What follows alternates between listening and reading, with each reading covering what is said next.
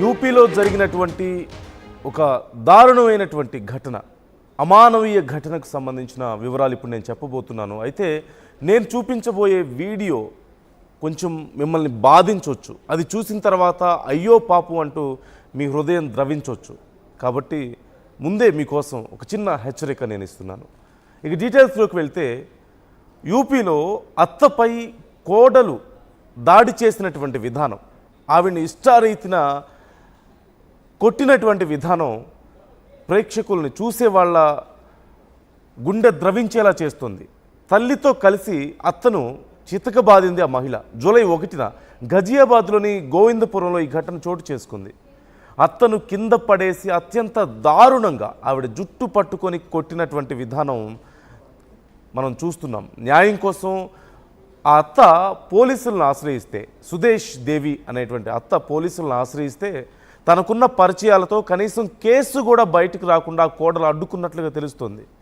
అయితే సోషల్ మీడియాలో ఈ వీడియో వైరల్ అవడం వల్ల దీనికి సంబంధించినటువంటి అసలు విషయం బయటకు వచ్చింది. ప్రస్తుతం కోడలు ఆకాంక్షపై కేసు నమోదైనట్లుగా తెలుస్తుంది. అంటే ఏం జరిగింది అసలు వాళ్ళ మధ్యలో అనేది మనకు తెలియనప్పటికీ కూడా, పెళ్ళైన తర్వాత అత్తమావలే తల్లిదండ్రులతో సమానం అంటుంటారు. అందులోనూ వయసు పైబడినటువంటి అత్త మామల్ని జాగ్రత్తగా చూసుకోవాల్సినటువంటి, కూతుర్లా చూసుకోవాల్సినటువంటి కోడలే ఇంత పాశవికంగా, ఇంత దారుణంగా, కనీసం జాలి లేకుండా, ఆ వయసుకి గౌరవం లేకుండా దాడి చేసినటువంటి విధానం మనం చూస్తున్నాం.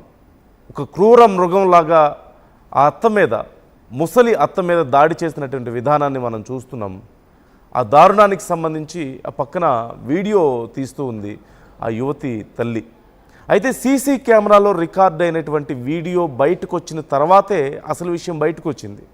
చివరికి తనని ఇంత దారుణంగా కోడలు వేధిస్తుందని, ఇష్టం వచ్చినట్లు కొడుతుంది, తిడుతుంది, ఈ మానసిక క్షోభను, మానసికంగా శారీరకంగా తాను అనుభవిస్తున్నటువంటి క్షోభనిక భరించలేను అంటూ పోలీస్ స్టేషన్కి వెళ్ళి పోలీస్ కంప్లైంట్ ఇవ్వడానికి వెళ్తే, తనకున్నటువంటి పలుకుబడిని, డబ్బు ప్రభావాన్ని చూపించి ఆ కేసు కనీసం రిజిస్టర్ అవ్వకుండా చేసింది ఆ యువతి.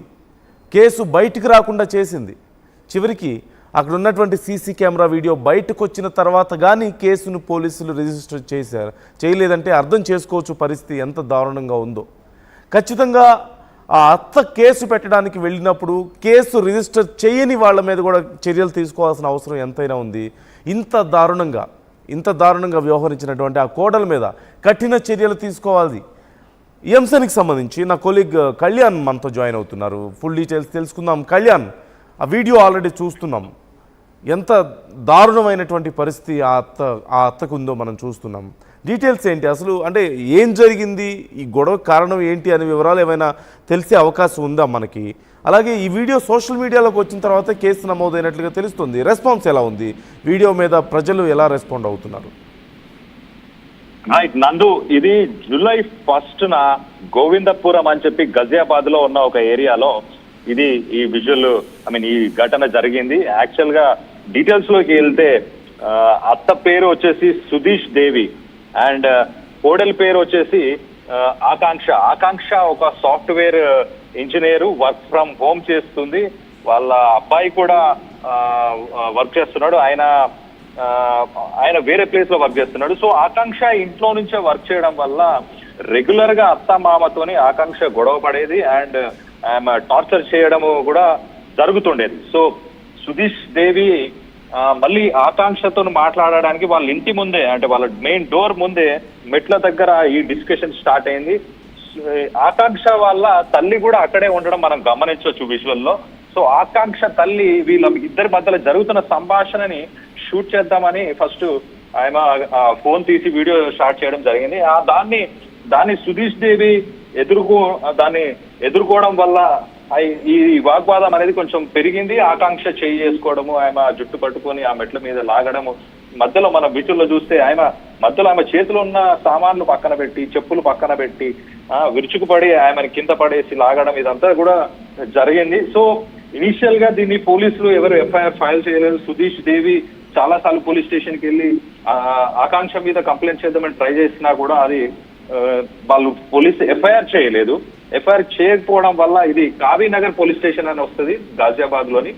సో వాళ్ళు కేసు ఫైల్ చేయలేకపోవడం వల్ల ఈ జూలై 1న జరిగిన ఈ సీసీటీవీ ఫుటేజ్ ఏదైతే ఉందో ఇది వైరల్ అయింది. సోషల్ మీడియాలో వైరల్ అవ్వడం వల్ల దీని మీద చాలా మంది ప్రజలు దీన్ని నోటీస్ చేసి ఖచ్చితంగా దీన్ని కంప్లైంట్ ఫైల్ చేయాలని సోషల్ మీడియాలో ఒక చిన్న మూమెంట్ లాగా ఒక స్టార్ట్ అయిన తర్వాతనే దీన్ని పోలీస్ స్టేషన్ లో ఫైల్ చేశారు కేసుని.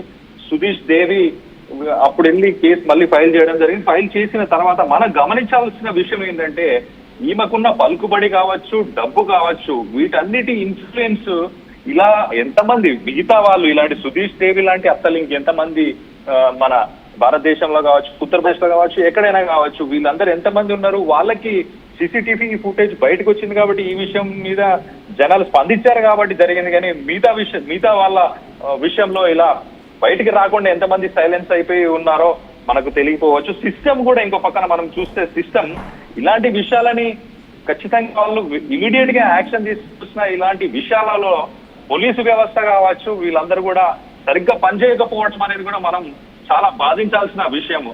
అండ్ తల్లితో సమానమైన అత్తగారు, అంటే తల్లి వయసులోనే ఉన్న అత్తగారు, తల్లి ముందే ఇదంతా జరుగుతున్న తల్లి దాన్ని ఆపకపోవడం మనం విచారించాలి ఇంకొక కోణంలో చూస్తే గనక. సో దీనికి సంబంధించి ఇప్పుడు ప్రస్తుతానికైతే పోలీస్ కేసు ఫైల్ అయిపోయింది, ఇన్వెస్టిగేషన్ స్టార్ట్ అయింది, దర్యాప్తులో ఇంకా వివరాలు బయటికి రావాల్సిన అవసరం ఉంది. Back to studio. Right thank you Kalyan. దీనికి సంబంధించి ఇంకా పూర్తి వివరాలు తెలియాల్సి ఉంది. కానీ ఇలాంటి ఘటనలు చోటు చేసుకోవడం దురదృష్టం అనే చెప్పాలి. ఈ ఘటనకు సంబంధించి మీ అభిప్రాయాన్ని కూడా ఆర్టీవీతో షేర్ చేసుకోండి కామెంట్ రూపంలో.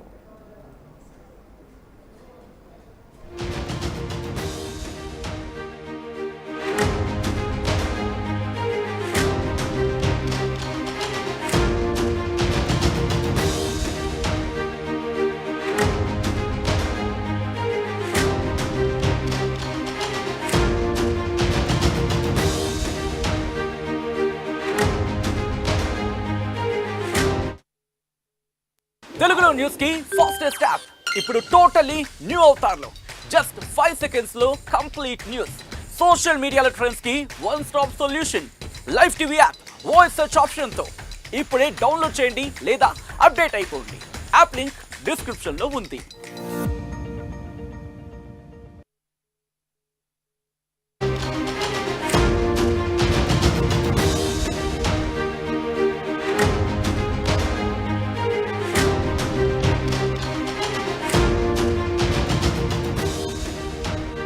యూపీలో జరిగినటువంటి ఒక దారుణ